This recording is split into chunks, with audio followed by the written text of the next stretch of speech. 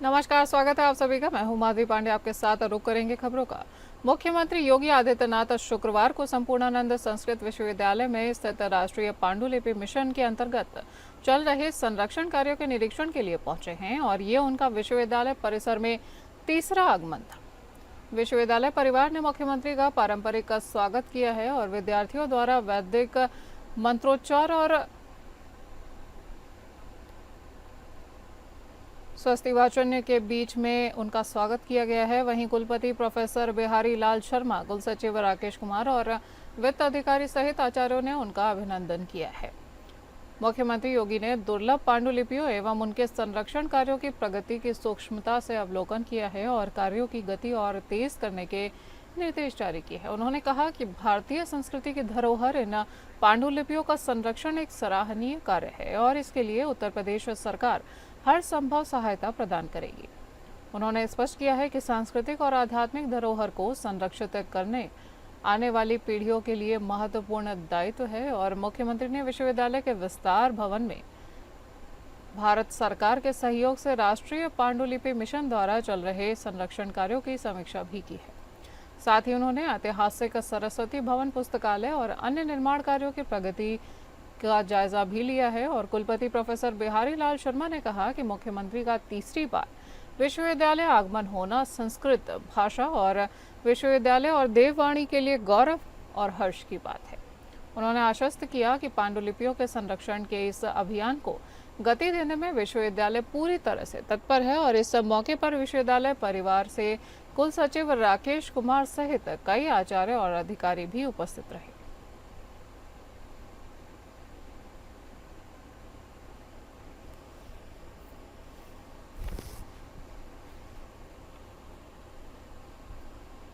देवरिया में राज्य मंत्री विजय लक्ष्मी गौतम और मनोकामना पूर्ण मंदिर के उत्तराधिकारी राजेश नारायण दास के बीच भूमि विवाद गहराता चला गया है, जिसको लेकर महंत राजेश नारायण ने प्रदेश सरकार के राज्य मंत्री विजय लक्ष्मी गौतम पर गंभीर आरोप लगाए थे, जिसमें मंदिर की भूमि कब्जा कर बाउंड्री करने के विरोध में महंत ने सड़क पर लेटकर प्रदर्शन भी किया था।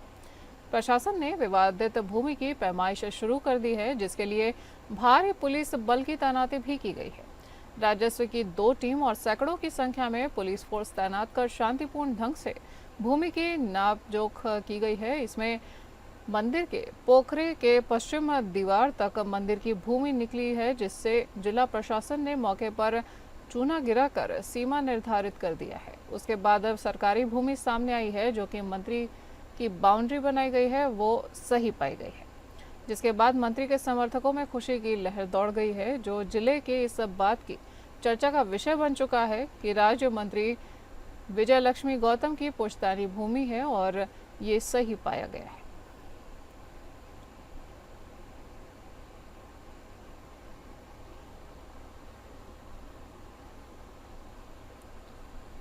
बात करेंगे उत्तर प्रदेश के मुरादाबाद की, जहां टूडा कर्मचारी गोली मारकर हत्या के 24 घंटे के अंदर ही पुलिस ने हत्यारों को दर दबोचा है। वहीं मुठभेड़ में 5 आरोपी गिरफ्तार किए गए हैं, जिनमें से 2 गोली लगने से घायल हो चुके हैं। मामला पैसे के लेन देन का निकला है।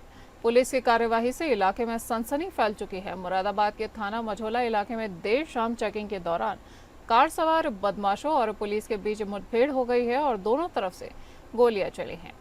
2 बदमाशों के पैरों में गोली लगी है, जबकि कॉम्बिंग के दौरान 3 बदमाशों को जंगल से गिरफ्तार किया गया है। इस घटना पर जानकारी देते हुए एसपी सिटी कुमार रणविजय सिंह ने बताया कि मृतक हर्षित ठाकुर और इन लोगों के बीच कुछ पैसों का विवाद चल रहा था। मृतक ने नगर निगम की दुकान दिलाने के नाम पर 5 लाख रुपए लिए थे।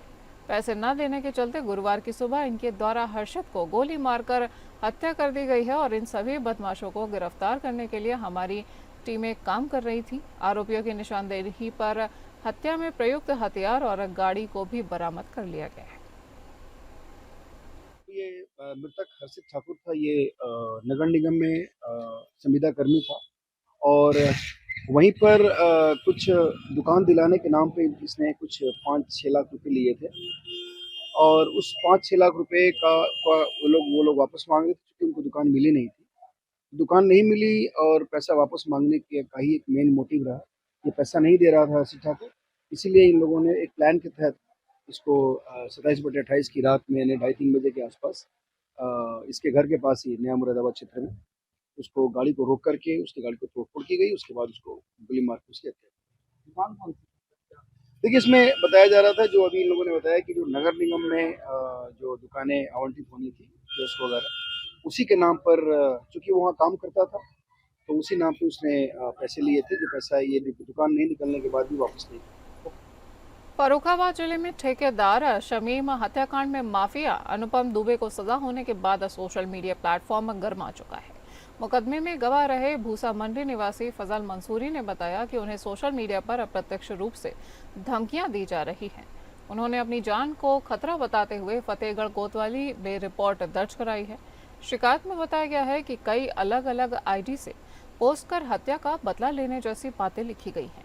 पुलिस रिकॉर्ड में दर्ज दुर्दांत माफिया अनुपम दुबे की पत्नी मीनाक्षी दुबे फेसबुक आईडी पर मुकदमा दर्ज किया गया है। पुलिस ने गवाह की शिकायत पर मुकदमा दर्ज कर लिया है और धमकी भरे पोस्ट करने वालों के खिलाफ भी जांच पड़ताल शुरू कर दी है।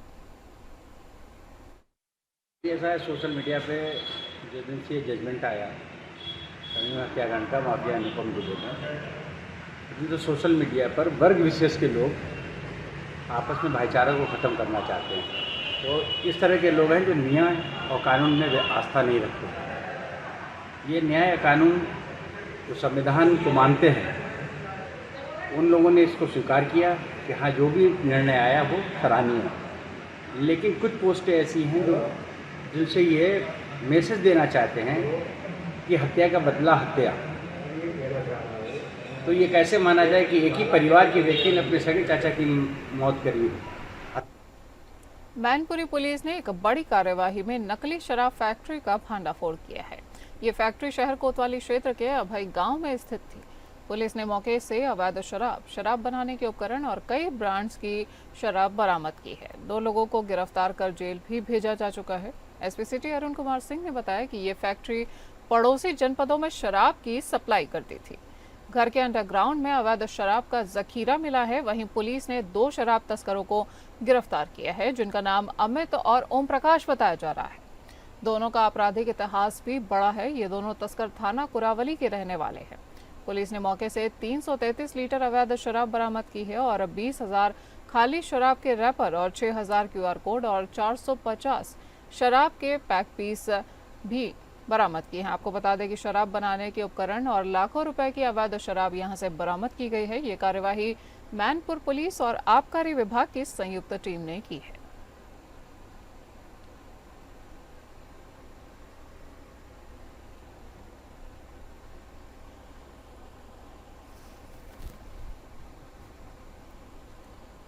बीते कई दशकों से दैवीय आपदाओं से परेशान देश के सबसे पिछड़े इलाकों में शुमार बुंदेलखंड के महोबा जिले के किसानों की आय दोगुनी करने का दावा करने वाली देश और प्रदेश की सरकारों के दावों की जमीनी हकीकत कुछ और ही सामने आ रही है। महोबा जिले का किसान कभी ओलावृष्टि, कभी अतिवृष्टि तो कभी सूखे की मार जैसी प्राकृतिक आपदाओं के बाद प्रशासनिक आपदा से परेशान होकर जिंदगी जीने को मजबूर हो रहा है। समूहों और साहूकारों के लिए लाखों रुपए के कर्ज को ना चुका पाने से परेशान एक किसान ने सुनसान इलाके में लगे पेड़ से लटक कर अपनी जीवन लीला समाप्त कर ली है। किसान को फांसी से लटकता हुआ देख परिजनों में कोहराम मच गया है। वहीं सूचना पर पहुंची पुलिस ने मृतक के शव का पंचनामा भरकर उसे पोस्टमार्टम के लिए भेज दिया है और अग्रिम कार्यवाही शुरू कर दी गई है। आपको बता दें कि पुलिस मामले की जांच और पड़ताल में अभी जुटी हुई है।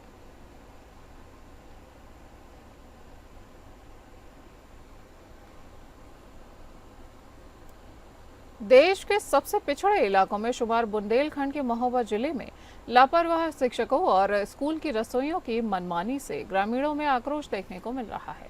ग्रामीणों का कहना है कि विद्यालय में तैनात शिक्षक समय पर स्कूल नहीं आते हैं और न ही समय पर स्कूल से वापस जाते हैं। आरोप लगाया गया है कि विद्यालय में तैनात रसोइया द्वारा अनुसूचित जाति के बच्चों के साथ भेदभावपूर्ण व्यवहार कर उन्हें अपमानित करके भोजन दिया जाता है, जबकि अन्य बच्चों के हाथों में भोजन दिया जाता है, जिससे अनुसूचित जाति के बच्चों सहित उनके परिजनों में आक्रोश व्याप्त है। आक्रोशित ग्रामीणों ने जिला बेसिक शिक्षा अधिकारी को शिकायती पत्र देकर कार्यवाही की मांग की है। वहीं बीएसए ने शिकायत का संज्ञान लेकर मामले की जांच कराकर रिपोर्ट मिलने के बाद दोषियों के खिलाफ कार्यवाही करने की बात कही है। पूर्व माध्यमिक विद्यालय बमोरी गवर्नमेंट में डेली ना समय पे आते हैं, ना समय में पर जाते हैं। जब जिसका जितना टाइम होगा बस भाग जाता है, खाना खाता है, बस चला जाता है। मिड डे मील में ना बच्चे ने ये बताया कि उनके हिसाब से मतलब खाना नहीं बन रहा है। अच्छा।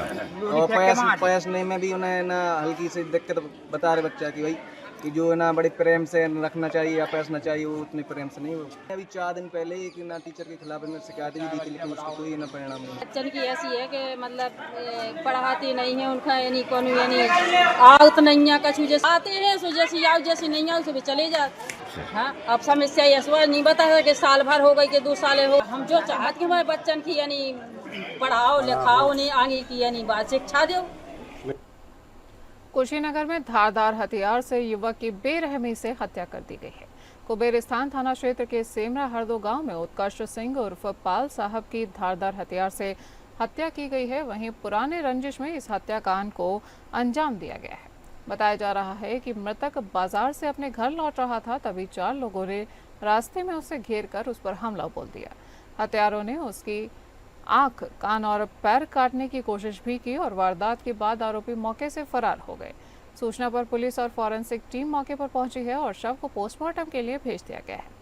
गांव में तैनात लोगों को पुलिस बल को देखते हुए भारी संख्या में पुलिस बल तैनात किया गया है। पुलिस अभी तफ्तीश में जुटी हुई है।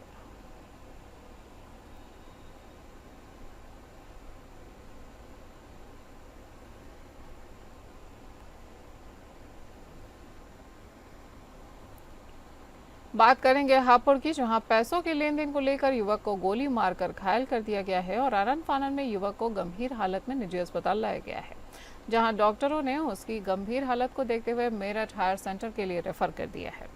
वहीं बदमाशों द्वारा गोली मारने की सूचना पर पुलिस विभाग में हड़कंप मचा हुआ है और आला अधिकारी पुलिस फोर्स के साथ मौके पर पहुंचे हैं और जांच पड़ताल में जुट गए हैं। शक के आधार पर कुछ लोगों को हिरासत में भी लिया गया है और जल्द ही आरोपियों को पकड़कर उनको जेल भेज दिया जाएगा। थाना हाफिजपुर क्षेत्र में गांव नवादा है, वहां पर नगर क्षेत्र का एक व्यक्ति जिनका नाम मुर्शाद है, वो और उनका मित्र दोनों मोटरसाइकिल पर जा रहे थे। उनका कहना है कि वहां पर उनका किसी से पहले से विवाद चल रहा था। उन लोगों ने इनको कुछ गोली मारी है, 2 गोली इनके द्वारा इनको लगना बताया गया है। इनकी हालत अभी स्थिर है, लेकिन इनको बेहतर चिकित्सा के लिए मेरठ के लिए रेफर किया गया है। मौका मुआयना करके और बाकी सारी बातें स्पष्ट होंगी। पैसे के लेन देन को लेकर ये विवाद बताया जा रहा है और इसमें अभी कुछ लोगों को हिरासत में लेके जिनका नाम लिया गया है, जिनको इसमें नामित किया गया है, उनको हिरासत में लेके उनसे पूछताछ की जा रही है। हमीरपुर जिले में लगातार हुई बारिश के बाद मौदाहा क्षेत्र में चंद्रावल नदी में बने लघु सिंचाई विभाग के 2 चेक डैम क्षतिग्रस्त हो चुके हैं। क्षतिग्रस्त हुए चेक डैमों का वीडियो स्थानीय किसानों ने सोशल मीडिया पर वायरल किया है।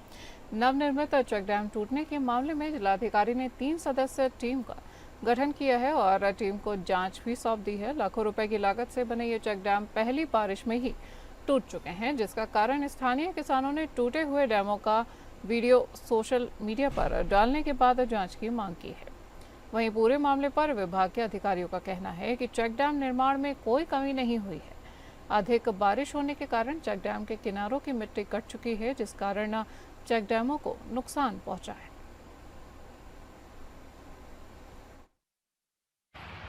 अभी तक ये दोनों प्रोजेक्ट पूरे भी नहीं हुए थे, इनका पूरा भुगतान भी नहीं हुआ है।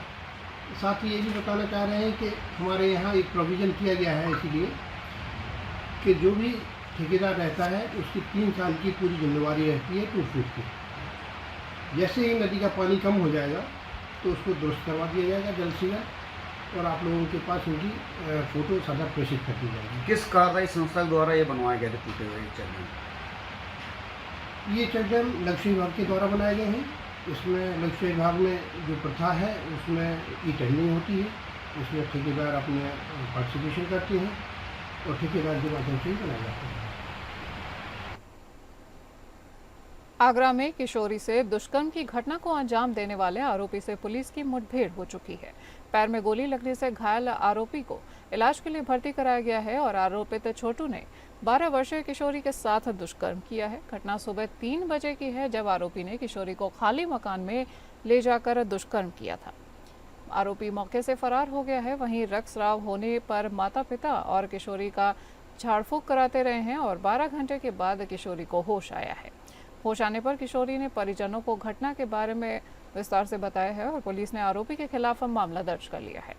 आरोपी को पुलिस मुठभेड़ में गिरफ्तार किया गया है। वहीं आरोपी के पास से 315 बोर का तमंचा और कारतूस बरामद हुआ है। आरोपित को इलाज के लिए जिला अस्पताल भर्ती किया गया है और मामले में मुकदमा दर्ज कर आगे की कार्यवाही अभी जारी है। संबंध में थाना ट्रांस यमुना पर मुकदमा पंजीकृत किया गया था और इस मुकदमे का जो मुख्य अभियुक्त था उसकी गिरफ्तारी के लिए टीमें लगी हुई थी कि मुखबिर द्वारा सूचना प्राप्त हुई कि ईंट की मंडी के पास अभियुक्त छिपा हुआ है और कहीं भागने की फिराक है। इस पर यशो ट्रांस यमुना के नेतृत्व में पूरी टीमों ने घेराबंदी की तो अपने आप को पुलिस टीम से घिरता हुआ देखकर बदमाश ने फायरिंग शुरू कर दी, जिसमें आत्मरक्षा में पुलिस ने भी गोली चलाई, जिससे बदमाश छोटू पुत्र सुरेश चंद उम्र लगभग 23 वर्ष निवासी राधानगर ट्रांस यमुना के बाएं पैर में गोली लगी।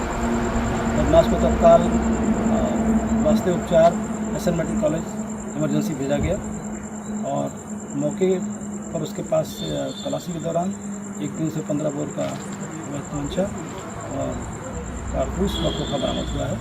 इसमें फील्ड यूनिट को मौके पर बुला लिया गया है और इसमें आवश्यक वैधानिक कार्रवाई निभा सकती है। अमरोहा में व्यापारी ने कथित उत्पीड़न और अवैध वसूली से तंग आकर आत्महत्या कर ली है। हैंडलूम हाउस चलाने वाले व्यापारी गुफरान ने बीते दिनों फांसी लगाकर जान दे दी है। आत्महत्या से पहले गुफरान ने एक वीडियो संदेश रिकॉर्ड बनाकर सभी आरोपियों को अपनी मौत का जिम्मेदार बताया है। वीडियो के मुताबिक आरोप है कि स्थानीय दबंग लगातार गुफरान को परेशान कर रहे थे। इतना ही नहीं बल्कि दरोगा ने भी गुफरान के कथित तौर पर दुर्व्यवहार करते हुए 35,000 रुपये जबरन वसूले थे और पुलिस ने वीडियो वायरल होने के बाद मुख्य आरोपी फजल अहमद सहित कई के खिलाफ मुकदमा दर्ज कर लिया है। आपको बता दें कि आगे की कार्यवाही अभी पुलिस द्वारा जारी है। मैं गुफरान मुझे इतना टॉर्चर करा इन सब ने।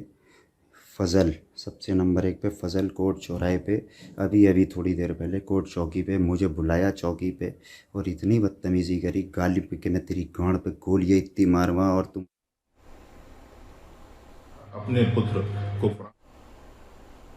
24/8/2025 को आत्महत्या किए जाने वाले प्रकरण में फजल अहमद आदि 6 नफर व मृतक गुफरान की भाभी सना द्वारा उसके साथ मारपीट किए जाने व प्रताड़ित किए जाने को लेकर एक तहरीर दी गई। इस तहरीर के आधार पर थाना अमरोहा कोतवाली में एक अभियोग पंजीकृत कराया गया है।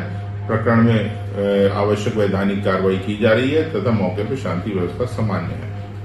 बस्ती पुलिस पर फर्जी एनकाउंटर का आरोप लगाया जा रहा है और आरोप है कि बस्ती पुलिस ने बचपन से मानसिक रूप से विकसित युवक को 9 साल की नाबालिग लड़की से बलात्कार करने का अभियुक्त बना दिया है और रात में उसका एनकाउंटर भी कर दिया। पूरा मामला बस्ती जिले के सोनहा थाने का है, जहां पीड़ित अपनी शिकायत लेकर गया था कि उसे न्याय मिलेगा। न्याय मिलना तो दूर, पुलिस ने उसका एनकाउंटर ही कर दिया। दरअसल जन्माष्टमी की रात में एक लड़की के साथ रेप हुआ था और जब उसका भाई बचाने के लिए उसको गया तो आरोपी ने उसके भाई के 3 उंगलियों को काट दिया था। इस मामले को इंस्पेक्टर ने गंभीरता से न लेते हुए FIR दर्ज करने से इनकार कर दिया था। इस पर बस्ती के पुलिस अधीक्षक ने कड़ा एक्शन लेते हुए इंस्पेक्टर समेत 4 पुलिस वालों को बर्खास्त कर दिया है। लेकिन अब थाने की बागडोर ऐसे इंस्पेक्टर के हाथ में आ चुकी है जिस पर मानसिक रूप से विक्षिप्त युवक का एनकाउंटर का गंभीर आरोप लगाया गया है। मन बुद्धि का दिमाग उसका थोड़े का संतुलन नहीं ठीक है। उसको मैं ले जाके थाने पे उसको साकुशल ले जाके छोड़े। उसकी पुलिस प्रशासन अपनी पद की प्रमोशन की वजह से उसको रात में 2 बजे लाकर शिवा घाट पे हमारे बगल में ला के उसको इनकाउंटर की। उसके दाहिने पैर में उसको गोली लगा। उससे कल मैं जाके मिला, वो पूछे उनसे कि गोली आपको कैसे लगा। कहा कि मुझे SO साहब ने कट्टा दिए थे और कहा कि हमें गोली मारो माथे पर। गोली नहीं मारा, मैं कट्टा बहा दिया। मुझे दौड़ा के कहा कि जाके कट्टा लेके आइए। कट्टा आने गया तो मेरे पैर में गोली मारा गया। मुझे भेरिया होते हुए अस्पताल अमरोली पे ले गया CHC पे। थाने पे माननीय हमारे यहाँ के उप निरीक्षक दरोगा हैं रविंद्र कुमार शुक्ला ने कहा कि कल्लू नेता इनको बैठाओ, लेके थाने पे चलो। मैं लेके थाने पे गया, थाने पे उसको छोड़ा। 6:24 पे मैं गांव से उठाया, 7:48 पे मैं उसको थाने पे छोड़ दिया। और छोड़ने के बाद फिर वहाँ से मैं वापसी आया 12:30 बजे रात में। 2 बजे रात में पूरी हमारे यहाँ कुछ पुलिस प्रशासन की गाड़ी हूटर बजा के गई, लेकिन ये कन्फर्म नहीं था वही था कि दूसरा था। बागपत में एक बार फिर तेज रफ्तार का कहर देखने को मिला है। ईस्टर्न पेरिफेरल एक्सप्रेसवे पर मवी कला टोल के पास एक सड़क हादसा हुआ है। बस और ट्रक की टक्कर हो गई है। हादसे में 7 लोग घायल बताए जा रहे हैं और सभी घायलों को जिला अस्पताल में भर्ती किया गया है। ट्रक चालक नशे की हालत में था, जिसके चलते ट्रक अनियंत्रित होकर डिवाइडर पार कर गई है और सामने से आ रही बस से टकरा गई है। टक्कर इतनी जोरदार थी कि दोनों वाहन बुरी तरह से क्षतिग्रस्त हो चुके हैं। राहगीरों ने तुरंत पुलिस और एम्बुलेंस को सूचित किया है और NHI की टीम ने मौके पर पहुंचकर घायलों को अस्पताल में भेजा है।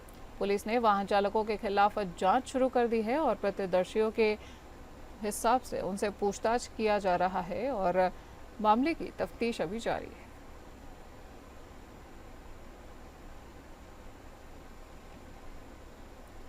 अमरोहा पुलिस ने बढ़ते साइबर अपराधों से निपटने के लिए एक महत्वपूर्ण कदम उठाया है।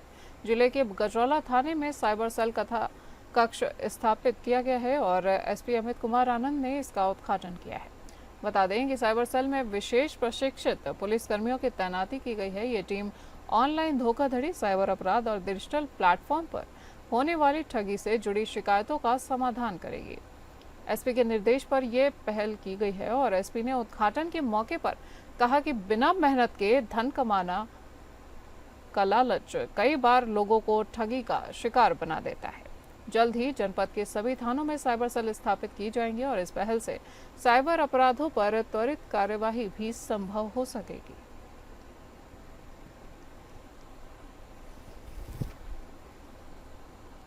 इस बुलेटिन में इतना ही। नमस्कार।